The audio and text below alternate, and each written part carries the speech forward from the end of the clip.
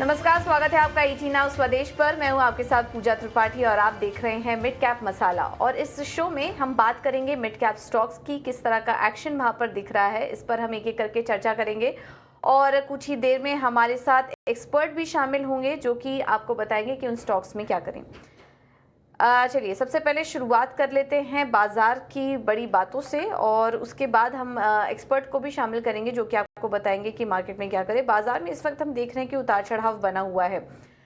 Nifty में करीब 85 अंकों की मजबूती है, दिन के ऊपरी स्तर पर ट्रेड कर रहा है, लेकिन बीच में एक डिप आया था, फिर से निचले स्तरों से एक रिकवरी हम देख रहे हैं। इस बीच निफ्टी में अभी 90 अंक ऊपर कारोबार कर रहा है और अपने रिकॉर्ड लेवल्स पर कारोबार कर रहा है बाजार।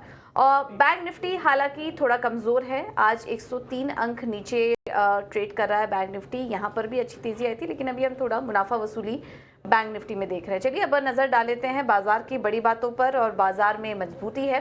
निफ्टी 22,700 के पास कर रहा है कारोबार, लेकिन उसके बनस्पत निफ्टी मिड कैप में अगर हम देखें तो लगातार 8वें दिन यहाँ पर तेजी देखने को मिल रही है। आज ऑटो शेयरों में खरीदारी है। अशोक लेलैंड 3% ऊपर, लगातार दूसरे दिन हम देख रहे हैं कि अशोक लेलैंड अच्छी मजबूती के साथ कारोबार कर रहा है। वहीं रियल एस्टेट शेयरों में आज कमजोरी है। और इसके अलावा पावर से जुड़े शेयरों की बात करेंगे तो यहाँ जोरदार तेजी है आज, और आरईसी 9% की बढ़त के साथ कारोबार कर रहा है। तो आज फोकस में है पावर स्टॉक्स। चलिए ये तो बात हुई बाजार की बड़े बातों की, लेकिन उसके अलावा हम 3 विंडो के जरिए आपको बताते हैं कि मिड कैप स्पेस में एक्शन कहां पर नजर आ रहा है। और आज ऊपर है मॉइल का शेयर, करीब 8% की बढ़त है वहां पर। कुछ ही देर में हम आपको बताएंगे 3 विंडो के जरिए कि आज मिड कैप में एक्शन कहां पर दिखाई दे रहा है। लेकिन चलिए अब एक्सपर्ट को भी शामिल कर लेते हैं। हमारे साथ कुश बोरा जुड़ चुके हैं kushbora.com से। Kush, thank you so much ET now Swadesh को समय देने के लिए। क्या व्यू बन रहा है आपका बाजार पर? निफ्टी में तो शानदार तेजी है और आज भी रिकॉर्ड लेवल्स के पास कारोबार कर रहा था, लेकिन बैंक निफ्टी में वो स्ट्रेंथ आज के दिन नजर नहीं आ रही है। किस तरह की चाल देख रहे हैं आप यहाँ से? निफ्टी और बैंक निफ्टी दोनों पर अपनी सलाह दीजिए। क्या ऊपरी स्तरों पर थोड़ा सतर्क हो जाना चाहिए? और इसके अलावा अपने ट्रेडिंग आइडियाज भी बताइए। बिल्कुल Pooja, first of very good afternoon to you and all the viewers. It's a pleasure to be here. Well, हमारा व्यू निफ्टी बैंक निफ्टी पे अभी वही है जो पिछले करीब 2 हफ्तों से चले आ रहा है। वो ये कि मार्केट बहुत ही क्लियरली बाय ऑन डिप्स है, लेकिन इसी के साथ साथ आपको ऊपरी स्तरों पे प्रॉफिट बुक करते भी चलना पड़ेगा। जो एक्शन हमने ट्यूसडे को देखा मार्केट्स में, या उसके पहले अगर आप कहें तो फ्राइडे को हमने देखा था, ये हो रहा है कि मार्केट्स ऊपरी लेवल पे जा तो रहे हैं बट सस्टेन नहीं कर पा रहे हैं। लेकिन साथ ही साथ ये भी है कि जो निचले सपोर्ट लेवल्स हैं 20 to 500, 20 to 600 के करीब, यहाँ से मार्केट में अच्छा रिबाउंड आ रहा है, एटलीस्ट निफ्टी में अच्छा रिबाउंड आ रहा है। तो 2 स्टेप की स्ट्रैटेजी है। पहला है buy on dips closure to support levels, and then equally important है to book profits at higher levels. अब देखिए, जहां तक निफ्टी बैंक की बात है, अगर आप इसको एक डेली बेसिस पे इसका चार्ट बनाए पिछले 2 से 3 महीने का, तो एक अपवर्ड स्लोपिंग चैनल में चल रहा है। लेकिन अब ये इस चैनल के ऊपरी एंड पे आ चुका है, और उसका रेजिस्टेंस हम कुछ यहाँ प्ले होते हुए देख रहे हैं। 50,000 हालांकि मेरे लिए साइकोलॉजिकल मार्क है। मुझे लग रहा है बैंक निफ्टी यहाँ से 52,000 के लिए भी रेडी हो रहा है पोजिशनली। लेकिन अगर हम नियर टर्म की बात करें तो अभी भी यहाँ पे कैचअप रैली ही चल रही है। फॉर द लास्ट 12 मंथ्स अगर हम देखें तो Nifty is up close to 27% और bank Nifty is up only 15%। तो अभी भी यहाँ पे काफी कैचअप की जगह है। हो सकता है इलेक्शन के चलते और अर्निंग सीजन के चलते थोड़ी वॉलेटिलिटी दोनों में ही बनी रहे, बट मुझे लग रहा है बैंक निफ्टी पे यहाँ पे जो पुश है ये काफी अच्छा आ सकता है, और 52,000 तक के पोजिशनल टारगेट्स के लिए बैंक निफ्टी रेडी हो रहा है। बट यहाँ भी रणनीति सेम रहेगी। 48,000 से लेके 48,500 का सपोर्ट जोन है, इसके पास मिले तो बाय करें और ऊपरी लेवल पे प्रॉफिट बुक करते चलें। तो निफ्टी और बैंक निफ्टी दोनों पे ही बाय ऑन डिप्स की रणनीति and book profit along the way. ठीक है, तो ये है सलाह निफ्टी और बैंक निफ्टी पर। बाय ऑन डिप्स की रणनीति इस मौके पर सही रहेगी, तो ये है सलाह आपके लिए। चलिए 3 विंडो के जरिए पहले तो आपको बताते हैं कि मिड कैप स्पेस में एक्शन कहां पर दिखाई दे रहा है, उसके बाद हम एक्सपर्ट से भी समझेंगे कि वो क्या करें इन स्टॉक्स पर। मॉइल का शेयर करीब 8% ऊपर है आज, और फेरोग्रेड मैग्नीज ओर के दाम में 25 से 40% की बढ़त देखने को मिली, जिसके चलते मॉइल के स्टॉक में आज तेजी है।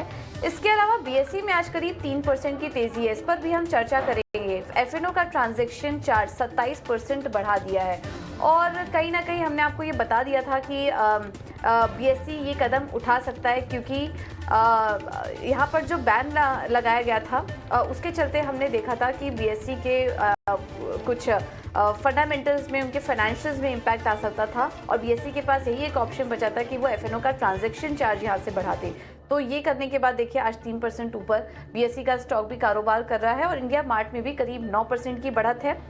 आय में 17% की ग्रोथ, कामकाजी मुनाफा 34% बढ़ा, जिसके चलते आज हम यहाँ पर भी तेजी देख रहे हैं। इन सब स्टॉक्स पर हम आगे चर्चा करेंगे, लेकिन उसके पहले एक बार देख लेते हैं कि मिड कैप में कहां पर एक्शन नज़र आ रहा है और कौन कौन से स्टॉक्स बस कर रहे हैं। ये बताने के लिए हमारे साथ आशीषा जुड़ चुकी हैं पूरा अपडेट लेकर।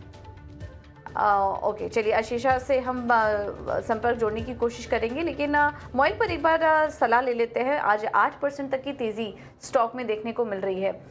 कुछ क्या सलाह देंगे आप मॉइल में, जिनके पास ऑलरेडी पोजीशन है वो क्या करे इस तेज़ी में? इससे बिल्कुल होल्ड करके चलें। देखिए, हमने लास्ट वीक देखा था कि बहुत ही शार्प मूव आया था, करीब 300-310 के लेवल से स्टॉक ऑलरेडी जंप करके 440 के पास आ गया था, जहाँ पे स्टॉक में हमने फिर पिछले 3 सेशंस में थोड़ी मुनाफा वसूली होते हुए देखी।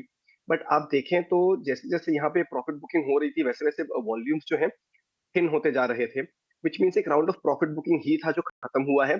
अब यहाँ से स्टॉक में जो फ्रेश हैंड्स हैं वो एंटर हो रहे हैं। तो आपको आज भी वॉल्यूम अच्छा खासा दिखेगा, और स्टॉक में जैसा कि आप बता रहे हैं करीब 8% का अप मूव ऑलरेडी है। Despite this move the stock is far from overheated territories. In fact जो इसका 435 का रेजिस्टेंस जोन था उसको क्रॉस करके आज उसके ऊपर सस्टेन भी कर रहा है। हमारे हिसाब से जिसके पास जिन इन्वेस्टर्स के पास इसकी एग्जिस्टिंग पोजीशन हो, 425 के ट्रेलिंग स्टॉप लॉस से बने रहें।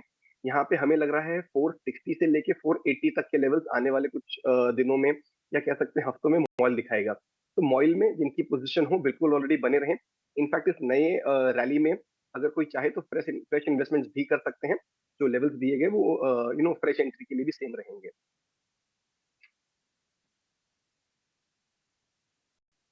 ठीक है, तो ये है सलाह। मॉइल में खरीदारी करके चल सकते हैं आप इन स्तरों पर भी। 8% ऊपर है और यहाँ से भी अच्छे टारगेट्स के लिए आप तेजी करके चल सकते हैं। कुछ इसके अलावा आपके ट्रेडिंग आइडियाज भी बताइए, कौन कौन से स्टॉक्स आपको पसंद आ रहे हैं ट्रेड लेने के लिए? तो 2 स्टॉक्स हैं। पहला है पीजीईएल, पीजी इलेक्ट्रोप्लास्ट।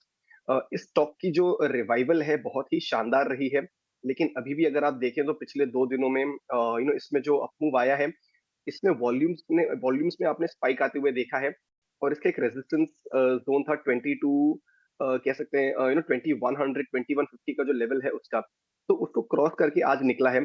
6% की बढ़त ऑलरेडी नज़र आ रही है, but in grand scheme of things अगर आप देखें तो अभी भी इसका जो 2500 का हाई है उससे काफी दूर है। तो अगर आप चाहें तो इसमें एक फ्रेश एंट्री ले सकते हैं। 2275, 22350 के नियर टर्म टारगेट रहेंगे। 2150 ये स्टॉप लॉस रहेगा। दूसरा स्टॉक है जेएसडब्ल्यू एनर्जी। पावर सेक्टर में बहुत से स्टॉक में अच्छा खासा अप मूव है। जेएसडब्ल्यू एनर्जी में भी हमने एक अच्छा पार्टिसिपेशन देखा है। ये जो डिप आई थी, यहाँ पे आपने बाइंग आते हुए देखी, और स्टॉक ने फिर से अपना अपट्रेंड रिज्यूम किया है। तो 660, 685 के टारगेट्स के लिए इसे बाय कर सकते हैं। 615 यहाँ पे अपना स्टॉप लॉस लगाएं। तो ये हैं दो स्टॉक्स कुछ की तरफ से। जेएसडब्ल्यू एनर्जी में आप खरीदारी करके चलिए, और इसके अलावा पीजीएल ये भी अच्छा लग रहा है तेज़ी करने के लिए। 2275 के टारगेट्स होंगे, 2150 के स्टॉप लॉस के साथ आप इन दोनों स्टॉक्स में तेज़ी करके चल सकते हैं। चलिए अब बात करते हैं उन स्टॉक्स की मिड कैप स्पेस में जहां पर की एक्शन है। आशीषा हमारे साथ जुड़ चुकी हैं पूरा अपडेट लेकर। आशीषा बताइए। जी हाँ, सबसे पहले ऑयल एंड गैस स्टॉक्स की बात करते हैं। एचपीसीएल, पेट्रोनेट, एलएनजी जैसे कुछ स्टॉक्स हैं जो मिड कैप गेनिंग साइड पर है, तो काफ़ी तेज़ी इन दोनों ही काउंटर्स में दिखाई दे रही है। इसके अलावा बीएचईएल में भी आज काफ़ी तेज़ी दिखाई दे रही है, तो इस पर भी अपनी नज़र रखें। लूजिंग साइड की बात करें तो कुछ रियल एस्टेट स्टॉक्स में आज मुनाफा वसूली दिखाई दे रही है। सबसे पहले गोदरेज प्रॉपर्टीज़, कल न्यूज़ आई थी जहां गोदरेज ग्रुप में रिस्ट्रक्चरिंग हुआ है, शेयर होल्डिंग चेंज होगा, जिसके चलते गोदरेज प्रॉपर्टीज़ में 4 से 5% की गिरावट दिखाई दे रही है। इसके अलावा सुप्रीम इंडस्ट्रीज़, याद रखिए इसके नतीजे आए थे पिछले हफ्ते, जिसके चलते 20% की तेज़ी उस दिन दिखाई दे रही थी। आज कुछ मुनाफा वसूली, जिसके चलते स्टॉक में आज एक्शन है। पतंजलि पतंजलि में भी पिछले कुछ दिनों से फोकस में रहा है। रेगुलेटरी एक्शन के चलते स्टॉक में आज गिरावट दिखाई दे रही है। जैसे मैंने बताया, रियल एस्टेट स्टॉक्स में कमजोरी है। लोढ़ा, फीनिक्स, महिंद्रा लाइफ जैसे कुछ स्टॉक्स है जो लूजिंग साइड पर है रियल एस्टेट स्पेस पर। और इसके अलावा ऑटो स्टॉक्स में भी आज काफ़ी एक्शन है। याद रखें, ऑटो सेल्स का डेटा आया था अप्रैल के महीने का, जिसके चलते ऑटो स्टॉक्स रिएक्ट कर रहे हैं। अशोक लेलैंड की इन पर्टिकुलर बात करें तो काफ़ी अच्छे ऑटो सेल्स के नतीजे आए थे, जिसके चलते स्टॉक में तेज़ी दिखाई दे रही है। बॉश और अशोक लेलैंड, टाटा मोटर्स जैसे कुछ स्टॉक्स हैं जो गेनिंग साइड पर है ऑटो स्टॉक्स के स्पेस से। ठीक है, तो ऑटो शेयरों में खरीदारी है लगातार। हम देख रहे हैं इस पूरे हफ्ते ऑटो स्टॉक्स में काफ़ी अच्छा मोमेंटम दिखा, लेकिन रियल्टी शेयर आज इतना कंट्रीब्यूट नहीं कर पा रहे। यहाँ पर आज दबाव देखने को मिल रहा है। ऑटो स्टॉक्स पर कुछ क्या नज़रिया बन रहा है आपका? और इस बीच ऑटो स्टॉक्स भी चल रहे हैं, ऑटो एंसिलरी कंपनियां भी चल रही हैं, और M&M की खबर जब से आई थी नए लॉन्चेस के बाद, उसके बाद से ही हम देख रहे हैं कि ये कंपनियां बज़ कर रही हैं, और इस बीच कुछ बिक्री के आंकड़े भी आ रहे हैं इन कंपनियों के, उसका भी रिएक्शन हम देख रहे हैं यहाँ पर। आपको क्या पसंद आ रहा है ऑटो स्पेस में? और ऑटो एंसिलरी कंपनियों पर भी राय दीजिए, वहाँ पर कौन सी कंपनी आपको अच्छी लग रही हैं? सो देखिए, ओवरऑल हम काफी बुलिश हैं इस स्पेस पे। एंड अगर हमें पिक करना हो तो हम ऑटो एंसिलरीज पे ज्यादा बुलिश हैं compare to the manufacturers. Manufacturers में एक बहुत ही नोन सा प्ले है जहाँ पे अगर आप देखें तो महिंद्रा एंड महिंद्रा, टाटा मोटर्स, मारुति, ये सारे ही स्टॉक्स अच्छा परफॉर्म कर रहे हैं। तो ये कंटिन्यू करेंगे अच्छा परफॉर्म करना। मोमेंटम किक इन हो चुका है, then there is a good possibility कि ये जो अपसाइड है ये नियर टर्म में भी कंटिन्यू रहेगा। लेकिन जो बड़े रिटर्न्स की बात करें या बड़े मूव्स की बात करें, तो ये आपको ऑटो एंसिलरी स्पेस में आते हुए नजर आएंगे। तो यहाँ पे कुछ स्टॉक्स हमें पसंद आ रहे हैं। वो है JBM ऑटो। अगर आप देखें तो यहाँ पे जो रिकवरी थी ये हमें कंप्लीट होती हुई नजर आई है। अब स्टॉक यहाँ से अप ट्रेंड के लिए रेडी हो चुका है। कल रादर ट्यूसडे तक अपने 20 डे मूविंग एवरेज के साथ थोड़ी सी स्ट्रगल कर रहा था। आज बहुत ही क्लियरली उसके ऊपर निकला है। तो यहाँ पे अगर कोई फ्रेश एंट्री चाहे तो नियर टर्म के हिसाब से ये एक ट्रिगर है। 2050 से लेके 2125 तक के लेवल्स जो है देखने मिल सकते हैं। And on the down side of 1930 जो इसका 20 डे मूविंग एवरेज है वो आपके लिए as a support zone act करेगा। काफी समय से हम ल्यूमैक्स ऑटो इस स्टॉक पे काफी समय से बुलिश हैं। अक्सर आप ही के चैनल पे हमने इसका रिकमेंडेशन भी दिया है। एज अ डिस्क्लेमर, ये स्टॉक हमने हमारे क्लाइंट्स के साथ भी शेयर किया है। तो कोई इन्वेस्टमेंट के लिहाज से लेना चाहे तो जो ये रिसेंटली फॉल आई है इसमें ये एक अच्छी एंट्री अपॉर्चुनिटी है। यहाँ पे आप एक टारगेट, एक स्टॉप लॉस जो है पोजिशनली लेके चल सकते हैं 450 का। ऑन दी अपसाइड आपको यहाँ पे 520 से लेके 550 तक के जो लेवल्स हैं ये भी देखने मिल सकते हैं। तो ऑटो एंसिलरी स्पेस में हमें लग रहा है कि जो ये बड़ी मूव है ये आने की प्रोबेबिलिटी ज्यादा है कंपेयर टू द मैन्युफैक्चरर। हालांकि that said there is a good chance कि जो मोमेंटम मैन्युफैक्चरर्स ने पकड़ा है ये जारी रहेगा। ओके, तो JBM ऑटो अच्छा लग रहा है ऑटो एंसिलरी स्पेस में, और ऑटो एंसिलरी स्पेस की काफ़ी सारी कंपनियां जो कि बड़ी ऑटो कंपनियों के बनस्पत बेहतर नज़र आ रही हैं, इस पर नज़र रखिए। इस बीच फेडरल बैंक के नतीजे आ गए हैं। नतीजों के बाद एक डिप आया स्टॉक में। NII 1909 करोड़ से बढ़कर 2195 करोड़ है, लेकिन अनुमान से कम है। मुनाफा 903 करोड़ से बढ़कर 906 करोड़ आया है, और यहाँ पर भी नतीजे अनुमान से कमजोरी नजर आ रहे हैं मुनाफे और NII के फ्रंट पर। और अगर आपके सामने ग्रॉस एनपी और नेट एनपी की फिगर्स भी लाने की कोशिश करेंगे। इसके अलावा 1.2 शेयर के डिविडेंड का भी कंपनी ने ऐलान कर दिया है। तो ये हैं कुछ नतीजे। On the face of it अगर देखेंगे तो नतीजे अनुमान से NII के फ्रंट पर अगर देखेंगे तो अनुमान के मुताबिक ही हैं, लेकिन मुनाफा अगर देखेंगे तो वहाँ पर नतीजे अनुमान से कमज़ोर नज़र आ रहे हैं, और इस वजह से स्टॉक रिएक्ट भी कर रहा है। इसमें देखना होगा कि प्रोविजन के फिगर्स कैसे हैं और ग्रॉस एनपी और नेट एनपी के आंकड़े कैसे आए हैं, ये काफ़ी इंपॉर्टेंट देखना होगा फेडरल बैंक के नतीजों में। फिलहाल जब नतीजे आए स्टॉक में गिरावट आई, 1% ऊपर अभी भी है स्टॉक, हालांकि अब 1% के भी नीचे आ चुका है फेडरल बैंक का शेयर। कुछ क्या सलाह देंगे आप? फेडरल बैंक में नतीजों के बाद थोड़ी डिप आया है और गिरावट देख रहे हैं क्या स्टॉक में? देखिए, आज सुबह एक गैप अप था स्टॉक में। 164 की 164 के आसपास की जो क्लोजिंग थी वहां से अगर आप देखें तो स्टॉक यार 163 के आसपास की क्लोजिंग थी।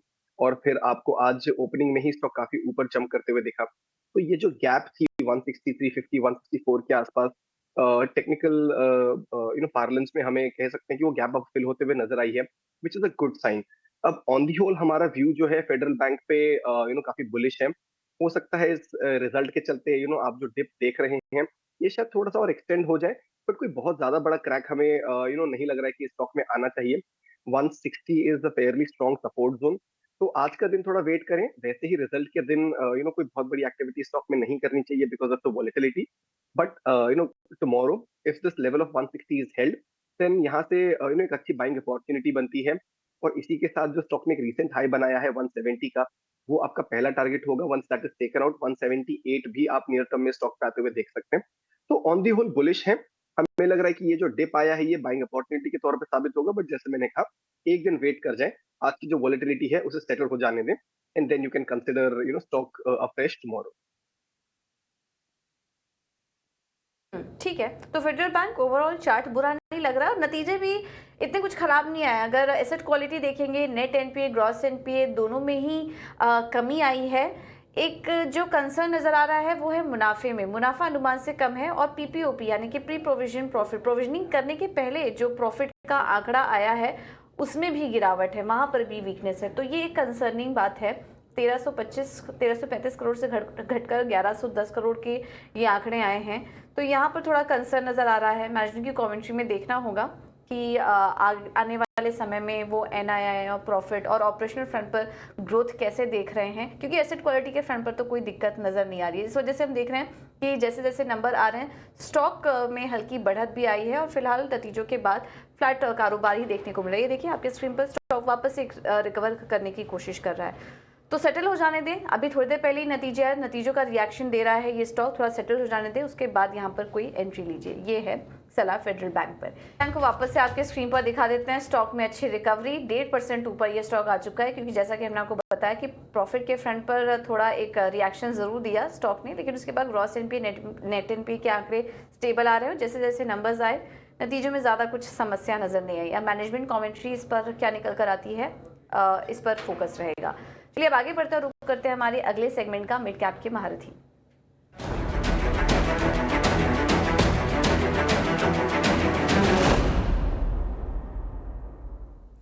हमारे साथ प्रॉस्पेरिटी एडवाइजर्स के राघवेंद्र केडिया जी मौजूद हैं। राघवेंद्र जी, थैंक यू सो मच समय देने के लिए। बताइए क्या स्टॉक होगा आज आपके रडार पर। गुड आफ्टरनून 18 आवर स्वदेश का टीम। मिड कैप स्पेस में हमारा पहला स्टॉक रहेगा ग्रेविटा इंडिया। ये कंपनी मेजरली रिसाइकलिंग में है।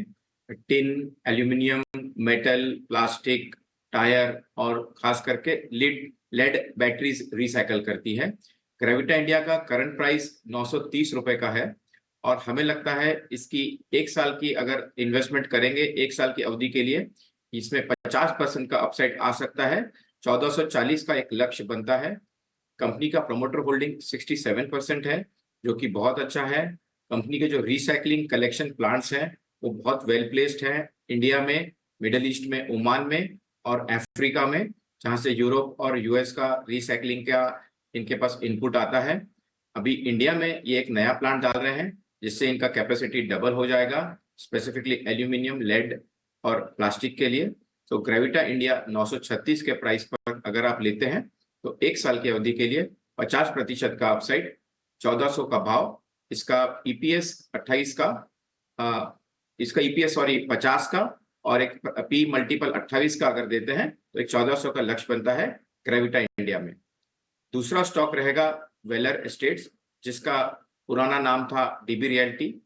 कंपनी काफी अपना डेट रिड्यूस कर रही है, खासकर पे इसका जो डेटर डेज था, जो अपने क्लाइंट से जो कैश कलेक्शन ये कंपनी करती थी, वो 500 दिन के एवरेज से कम होके डेटर डेज 36 के इस पे आ गया है, 36 डेज पर। एक बहुत पॉजिटिव साइन है।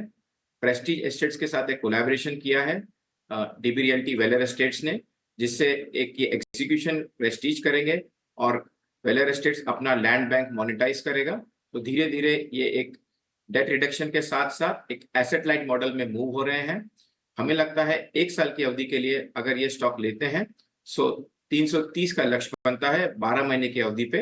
वेलर एस्टेट डीबी रियल्टी 236 के प्राइस पर एक investment buy mid cap space में हमारा दूसरा स्टॉक ये रहेगा। Thank you. वैलर एस्टेट डीबी रियल्टी के नाम से ये काफ़ी ज़्यादा जाना जाता है।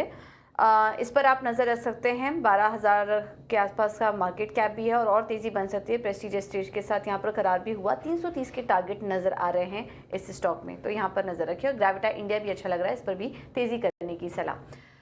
राघवेंद्र जी बहुत बहुत धन्यवाद आपका, और कुश जी आपका भी बहुत बहुत धन्यवाद आज समय देने के लिए और तमाम स्टॉक्स पर अपनी रणनीति सुझाने के लिए। आगे बढ़ते हैं और एक खबर की तरफ आपको ले चलते हैं। सोना रिकॉर्ड ऊंचाई पर है, प्रॉपर्टी के भाव भी आसमान पर हैं और इक्विटी मार्केट भी रिकॉर्ड ऊंचाई पर कारोबार कर रहा है। ऐसे में चुनाव के बाद आपको कहां पर फोकस रखना है, अगली सरकार में किन सेक्टर पर फोकस बढ़ने वाला है, इन सभी मुद्दों पर हमारे editor in chief Nikunj Dalmia ने एक्सिस बैंक के चीफ इकोनॉमिस्ट और एक्सिस कैपिटल के header of global research Neelkanth Mishra ji से खास बातचीत किया। ये आपको सुनवा देते हैं उसका एक छोटा सा अंश। दर्शक यह जानना चाहेंगे कि आज हमारे सामने 3 बड़ी साइकिल्स हैं। एक है gold, precious metals all time high पर है। एक है रियल एस्टेट जो भी काफ़ी अच्छी चल रही है, 3-4 साल से ठीक है। और stock market all time high पर है। An average investor has to choose between investing in gold, real estate और स्टॉक मार्केट। सो पिछले आने वाले 5 साल में आपके हिसाब से कौन सी साइकिल पर हमारे व्यूअर्स को ज़्यादा बेट करना चाहिए? ये तो आई थिंक वेल्थ एडवाइजर्स का ज्यादा अच्छा काम होगा, इस पे ज्यादा अच्छी एडवाइस दे पाएंगे। मेरा मानना है कि रियल एस्टेट और जैसे जैसे हम अपने एग्रीकल्चरल रूट्स को पीछे छोड़ते जाएंगे,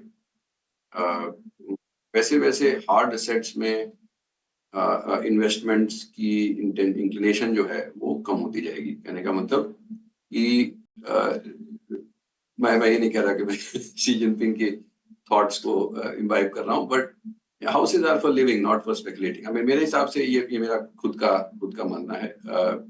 तो रियल एस्टेट में कंस्ट्रक्शन बूम आ रही है और मेरे हिसाब से इसका इकोनॉमी पे काफी अच्छा असर पड़ेगा।